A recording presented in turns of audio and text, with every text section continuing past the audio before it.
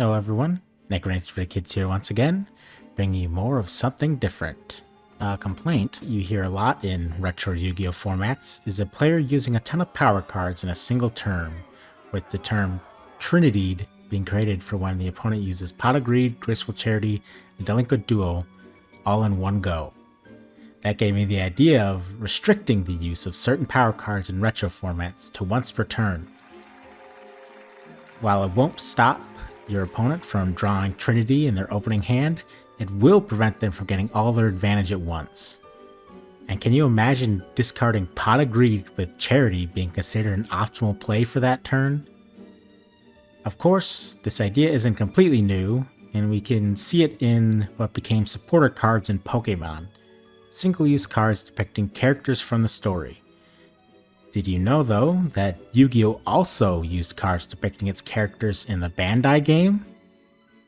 That gave me the idea to spice up the theme a bit and convert these power cards into character cards, effectively replacing the originals and adding a bit of both something old and something new to the game.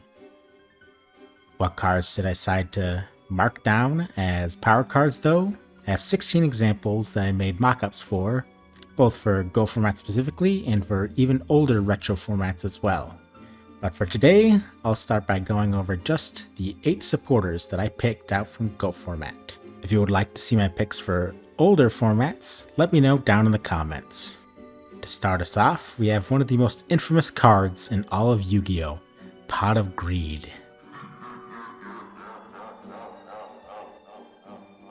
We all know that being able to draw 2 cards in Yu-Gi-Oh! Is very powerful, and that's why it lands itself on a supporter list, ironically making it worse than a supporter from Pokémon and a strictly worse bill. Okay. Which character did I use for the card Pot of Greed, though? Well, I sorta cheated, and you get 2 characters with Yugi and Atem. Well, I think that Kaiba could definitely work for Pot of Greed. I knew I had to put Yugi in here somewhere, and the theme of 2 characters in one fit well for me. But don't worry, there is a Kaiba card among the 16 that I made. The next card, and also another member of Trinity, is Graceful Charity, with the effect to draw 3 cards then discard any 2. I don't know about you, but for me, the perfect character for this one was none other than Yugi's best female friend, Taya Gardner. For some reason, I can't help but imagining her in the same sort of angelic outfit, but also I think it would be a nice tie-in to her and Yugi together. The third card and last member of Trinity would be Delinquent Duo, a much maligned card that, for 1000 life points, forces the opponent to discard a card at random, then choose another card to discard. Who better to represent this evil duo than Bandit King Bakura? Being that both Bakuras share the same name, this one was a bit more awkward, but I think it fits the theme better anyway, since Yami Bakura is a bit of a parasite to Ryo. Now on to some cards which players might disagree with me including, but I personally think that it's better for the game if they are. It's just a matter of opinion. We have Heavy Storm, which was a bit difficult for me to choose a fitting character for, but I ended up going with My Valentine. Ooh, spunky. Because she used Harpy's Feather Duster.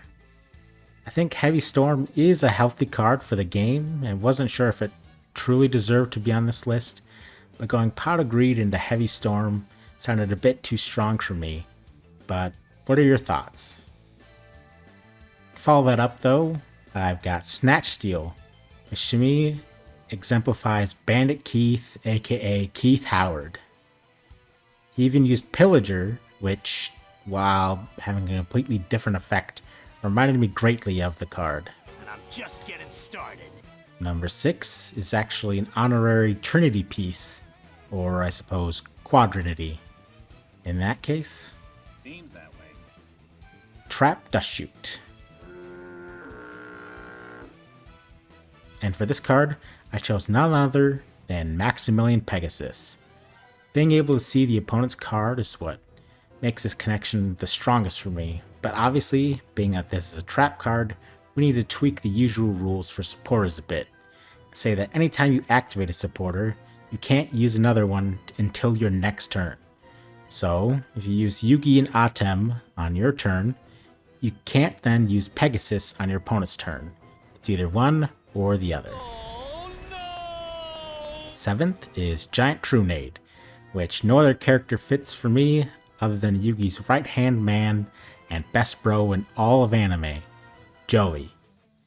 Giant Trunade was used by him multiple times in the series, and the reason I made it into a supporter is for much the same reason as Heavy Storm, except in this case, it also prevents some of the most degenerate strategies, such as Library FTK, from going off. And finally, rounding out the restricted cards for Go format, we have Lackluster Soldier, Envoy of the Beginning.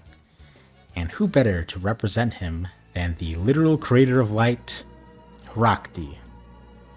Obviously, being a monster, this complicates the rules a bit, but one thing I hear talked about is players being in a losing position and then comboing Graceful Charity to pitch a dark and a light and dropping BLS for game. By restricting BLS to a supporter slot, for better or for worse, this sort of situation can no longer happen.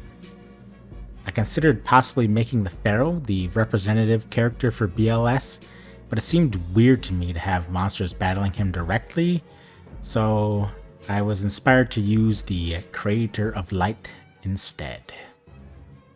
That's it for the Go format cards, but there's 8 more retro cards which I think could possibly work for being restricted. Just to give a little sneak peek, I'll show you the counterpart to BLS. Chaos Emperor Dragon, Envoy of the End. While in the modern game he has been nerfed, this card is one of the 2 responsible for the creation of the banned card list in the first place. As its representative character, I chose the counterpart to the creator god himself, Zork Necrophades. Featuring, of course, this amazing artwork by Kazuki Takahashi himself. What do you think about these special restriction rules? Are there any cards you think should also be supporters? Cards you think shouldn't be? Or maybe you have a better idea which character can represent a card. Be sure to let me know down in the comments, and thank you very much for watching. Have a good one.